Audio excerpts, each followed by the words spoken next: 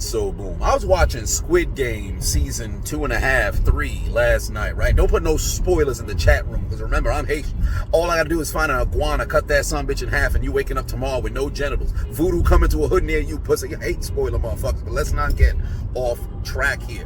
I was watching Squid Game, and I thought to myself, if I found myself in that situation, would I be capable of eviscerating somebody off of this earth solely for the purpose of winning a overabundance of money?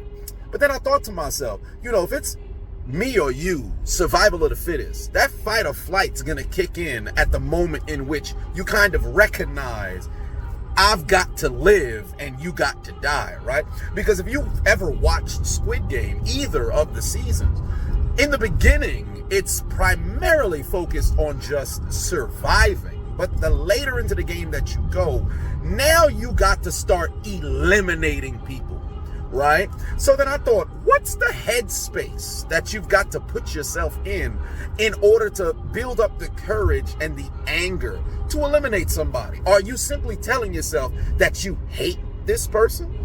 Is hate enough of fuel to get you to want to eliminate somebody, right? So I thought, okay, what scenarios would I put myself in? Would I put myself in a scenario where I envision the person in front of me is that dude in 2011 who cut me off on the road in a Toyota Camry, and I've been looking for him since? Now, would that be a situation where I'd put myself in that headspace? Would I think about my third grade classmate who I lent my brother's Pokemon Silver to, that had 242 Pokemon of the available 251 remaining Pokemon in the Pokedex? You understand what I'm saying? We was 9 Pokemon away from a completed Pokedex. I gave this motherfucker the game because he told me he had the legendaries that I was looking for. I got the game back 6 months later.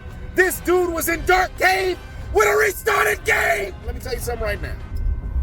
If I had access to weapons at the right age of 9, I would have exercised my right to bear arms, and I would have been doing juvenile life until the early 2010s, but that's neither here nor there. But I was thinking to myself, what would I have to think about in order to go and eliminate my opposition in the quest of winning this grandiose amount of money, right?